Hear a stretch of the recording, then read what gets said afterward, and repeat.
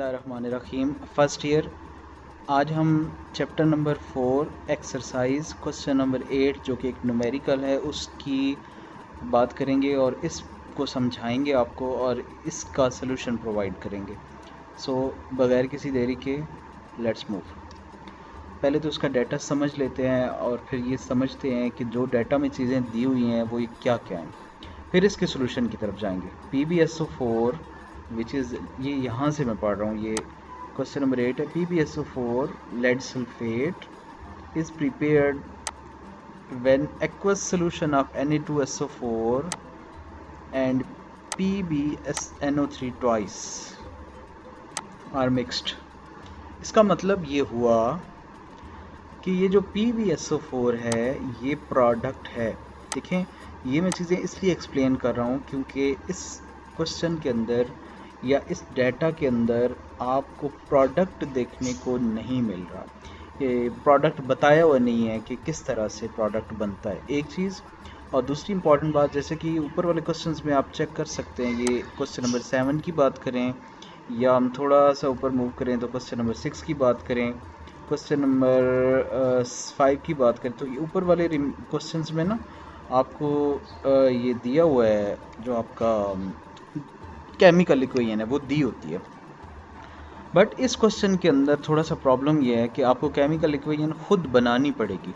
यानी आपको क्या करना पड़ेगा, आप सोडियम सल्फेट लेंगे और लेड नाइट्रेट लेंगे, इन दोनों को आपस में कंबाइन करेंगे। मतलब ये दोनों क्या हुए आपके, ये दोनों आपके हो गए रिएक्टेंट्स आर मिक्स्ड, यानी इन दोनों को क्या कर दिया, मिक्स्ड कर दिया। तो क्या बना, PbSO4। PbSO4 ये कैसे बना, यहाँ पे आप चेक करो, इधर Pb इसमें है, यानी नाइट्रेट वाले में Pb यानी लेड मेटल है, ठीक।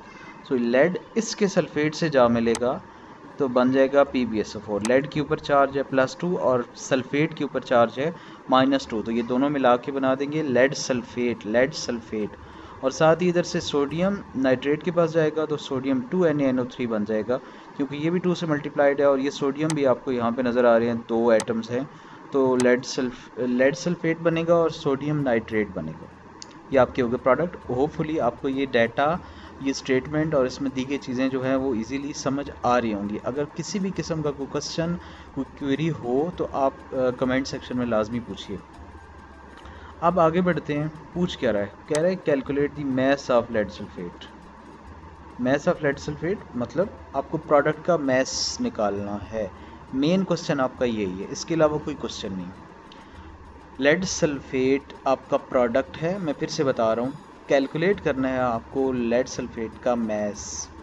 तो इसका मतलब ये हुआ कि आपको रिएक्टेंट के मैसेज पता होंगे या रिएक्टेंट्स के मोल्स पता होंगे। आप रिएक्टेंट्स के मोल निकालें, उसके बाद लिमिटिंग रिएक्टेंट को आइडेंटिफाई करें, फिर उससे प्रोडक्ट के मोल्स पे जाएं। जब प्रोडक्ट के मोल्स आपको मिल जाएं तो प्रोडक्ट के मोल्स को आप उसके मैस में कन्वर्ट कर लें। Very easy. बट थोड़ा सा ट्विस्ट है कि अब यहाँ पे गिवन क्या क्या है, ये चीज़ आपको पता होनी चाहिए। गिवन है आपके पास 1.25 डेसीमीटर क्यूब मतलब डेसीमीटर क्यूब, ये वॉल्यूम का जो है वो यूनिट है, ये वॉल्यूम आपको दिया हुआ है। आप 0.05 मोलर लेड नाइट्रेट, ये मोलर कॉन्सेंट्रेशन दी हुई है। Actually molar concentration is equal to number of moles divided by volume, number of moles per unit volume, ये वो दिया हुआ है। C की वैल्यू दी हुई है, यानी कंसंट्रेशन और वॉल्यूम दिया हो तो क्या आप मैस पे जा सकते हैं?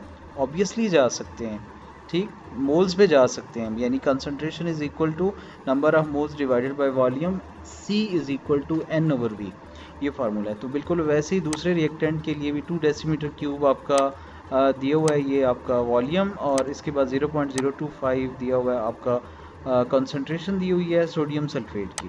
तो ये आपके पास डाटा है और ये आपको क्वेश्चन है। अब चलते हैं इसके सॉल्यूशन की तरफ, लेट्स मूव। बच्चे अब आप देखें, यहाँ पे आपके पास ये मैंने सॉल्यूशन लिखा हुआ है, यहाँ लिखा हुआ है जी calculation of mass of lead two sulphate formed. यहाँ से कैलकुलेशन हम स्टार्ट कर रहे हैं। हमने सबसे पहले तो इसकी पहले स्टेप में बैलेंस्ड केमिकल इक्वेशन लिखनी है। ऑब्वियसली जब तक बैलेंस्ड केमिकल इक्वेशन नहीं होगी हम इसको कैसे सॉल्व करेंगे, क्योंकि हम बैलेंस्ड केमिकल इक्वेशन से ही वो जो है वो कंपैरिजन वाला काम करते हैं। कंपैरिजन इसलिए करते हैं क्योंकि कंपैरिजन करेंगे तो हम एक चीज़ के मोल को यूज़ करके दूसरी चीज़ के मोल्स तक पहुंच सकते हैं, अदरवाइज़ हम इजीली मोल्स पे नहीं पहुंच सकते। इसलिए ये कंपैरिजन वाला फैक्टर जो है ये इम्पॉर्टेंट है, और ये फैक्टर जो है ये केमिकल इक्वेशन से ही आता है। और दूसरी बात कि केमिकल इक्वेशन इसलिए भी अहम है क्योंकि केमिकल इक्वेशन ही स्टोइचियोमेट्री की बेस है। चैप्टर का नाम जो स्टोइचियोमेट्री है, तो हम स्टोइचियोमेट्री कैलकुलेशंस करते हुए केमिकल इक्वेशन का इस्तेमाल लाजमन करते हैं। सबसे पहले हम बनाते हैं केमिकल इक्वेशन। हमने ऊपर डिस्कस किया था कि Na2SO4 और PbNO3 ट्वाइस ये आपके रिएक्टेंट्स हैं।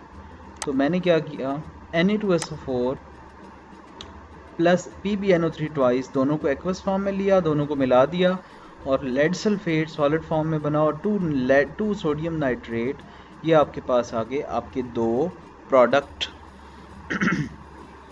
अब ज़रा ऐसे करें, इसका आयनिक रिएक्शन लिखते हैं क्योंकि ऑब्वियसली हमने आइंस को मिलाया है और आइंस को मिला के हम जो है वो प्रोडक्ट बना रहे हैं। ठीक, आयनिक रिएक्शन का मतलब है कि हमारा मेन प्रोडक्ट तो है आपका लेड सल्फेट, आपने यहाँ से लिख दिया सल्फेट आइन, इससे लिया लेड आइन, इससे लिया, दोनों को मिलाया और लेड सल्फेट आपका प्रेसिपिटेटेड फॉर्म में लिख दिया। ये आपका हो गया आयनिक रिएक्शन। ये वैसे अपनी आसानी के लिए हम कर रहे हैं, मेन इक्वेशन तो आपके ऊपर वही है ना। नीचे आ जाएं, कैलकुलेशन पे आ जाते हैं। मैंने पूरे स्टेप्स आपको क्या समझाए हुए हैं, वही बात कि आप इसके मोल्स निकालेंगे, देन इसके मोल्स निकालेंगे, ठीक, दोनों के मोल्स आ गए, उन दोनों के मोल्स से इसके मोल्स पे आएंगे, जो इसको कम प्रिपेयर करेगा, जो इसके कम मोल्स देगा वो लिमिटिंग रिएक्टेंट होगा और उसकी वजह से इसका मैस हम निकाल लेंगे। ठीक है जी, जो क्वेश्चन में वैल्यूज दी हुई हैं उनके मुताबिक ही कर रहे हैं। अब आ रहा है calculation of moles of each reactant. हम इस स्टेप में क्या करेंगे, रिएक्टेंट्स के मोल्स फाइंड करेंगे। मोल्स कैसे फाइंड करेंगे, ये फार्मूला नीचे मैंने दिया हुआ है, moles is equal to moles of lead is equal to moles of lead concentration multiplied by volume. क्योंकि कॉन्सेंट्रेशन का फार्मूला है number of moles divided by volume, तो मोल्स को सेपरेट करके कॉन्सेंट्रेशन और वॉल्यूम को हम मल्टीप्लाई कर लेंगे जो वैल्यूज़ क्वेश्चन में दी हुई हैं। देखिए हम ये लेड के लिए कर रहे हैं, लेड नाइट्रेट के लिए। यहाँ पे लेड नाइट्रेट के लिए पहली वैल्यू 1.25 की है विच इज़ इट्स वॉल्यूम, और दूसरी वैल्यू है 0.05 विच इज़ इट्स कॉन्सेंट्रेशन। दोनों को हमने मल्टीप्लाई कर लिया यहाँ पे, तो आपके पास आ गया 0.0625 पर मोल। ये मेरे पास मोल आ गए एक रिएक्टेंट के। ठीक हो गया जी। दूसरी तरफ जाते हैं, दूसरी तरफ है जी हमारा सोडियम सल्फेट। यहाँ भी वही formula, concentration is equal to number of moles over volume. ठीक है, ये इसकी वैल्यूज़ हम यहाँ देखते हैं। ये जी आपके पास है 2 डेसीमीटर क्यूब ये है, ठीक, और इसकी कॉन्सेंट्रेशन है 0.025। तो इन दोनों को हम उसी फार्मूला में डालेंगे, यानी concentration is equal to number of moles divided by volume. Moles को सेपरेट करेंगे, कॉन्सेंट्रेशन और वॉल्यूम को मल्टीप्लाई कर लेंगे, तो आपके पास आ जाएगा 0.025 मल्टीप्लाइड बाय 2, तो 0.05 मोल। तो अब लिमिटिंग रिएक्टेंट को डिटरमिन करना है, तो हम कंपैरिजन करेंगे। कंपैरिजन कैसे होता है, आपने एक रिएक्टेंट लेना है, इसका कंपैरिजन पहले प्रोडक्ट के साथ, फिर दूसरा रिएक्टेंट लेना है, इसकी वजह से प्रोडक्ट के मोल्स दूसरे के निकालेंगे। यानी ऐसे समझ लें, एक रिएक्टेंट की वजह से जो ये लेट्स सपोज ये है सोडियम सल्फेट, इसके नंबर ऑफ मोल्स को यूज़ करते हुए प्रोडक्ट के नंबर ऑफ मोल्स पे जाएंगे, और दूसरे रिएक्टेंट को यूज़ करते हुए भी उसी प्रोडक्ट यानी लेड सल्फेट के मोल्स पे जाएंगे, तो दोनों के कंपैरिजन कर लेंगे। यहाँ मैंने ना थोड़ा शॉर्ट सा करके कंपैरिजन किया है, ये आपके सामने जी। अब देखिए केमिकल इक्वेशन के मुताबिक 1:1 ही है उनकी। अब ये बात अगर किसी को नहीं समझ आई तो मैं रिपीट कर देता हूँ। यहाँ देखें, सोडियम सल्फेट 1 मोल, लेड नाइट्रेट 1 मोल, लेड सल्फेट 1 मोल, तो ये 1 मोल, ये 1 मोल, ये 1 मोल, ये 1 मोल। जब हम अब आपको पता है मैं इस कंपैरिजन को 3 स्टेप्स में करवाता हूँ। हम पहली लाइन लिखते हैं केमिकल इक्वेशन से, दूसरी लाइन लिखते हैं आपके जो आपका 1 के लिए, केमिकल इक्वेशन के बाद 1 के लिए, और तीसरी लाइन लिखते हैं आप डाटा से। तो हम 1 के लिए तो सेम लिखेंगे ना, बार बार थोड़ी लिखेंगे, एक ही बार 1 के लिए लिखेंगे। तो 1:1 इसलिए यहाँ पे ऊपर लिख दिया। जब 1 के लिए है और लेड के मोल्स हमने ऊपर निकाले हुए हैं 0.0625, ये देखें यहाँ मैंने ये निकाले हुए हैं लेड के लिए 0.0625। लेड की वजह से जहाँ जितना लेड सल्फेट बनेगा ये भी उतना ही होगा लेड की वजह से, ठीक है। और जहाँ सोडियम सल्फेट की वजह से वो 0.05 था, तो ये भी 0.05 होगा। अब कंपेयर करें, ये है 0.0625 और ये है 0.050, तो ऑब्वियसली ये 0.050 यानी जो आपका लेड सल्फेट है ये आपका क्या कहलाएगा, limiting reactant. Thus, sulfate ion from the sodium sulfate is the limiting reactant and only 0.050 mole lead sulfate can be formed। ये आपके पास lead sulfate के मोल्स आ गए, प्रोडक्ट के मोल्स आ गए, प्रोडक्ट के मोल्स आ गए। क्या प्रोडक्ट के मोल्स आने पे हम प्रोडक्ट का मैस कैलकुलेट कर सकते हैं? ऑब्वियसली बहुत इजी है, कर सकते हैं। पहले तो लेड सल्फेट यानी प्रोडक्ट का मोलर मैस निकाल लेते हैं। कैसे? लेड की एटॉमिक मैस 207.2, ठीक। ऑब्वियसली कंट्रीब्यूशन इतनी है और नंबर ऑफ एटम्स जो उसमें यूज़ हुए सल्फ़र 32 है, यहाँ 32, ऑक्सीजन 16 है तो 16। अब इन सारों को वैल्यूज़ पुट करेंगे और पुट करने से आपके पास आ जाएगा 303.26 मोलर मैस आएगा, ठीक। आपके पास फार्मूला है mass is equal to moles multiplied by molar mess.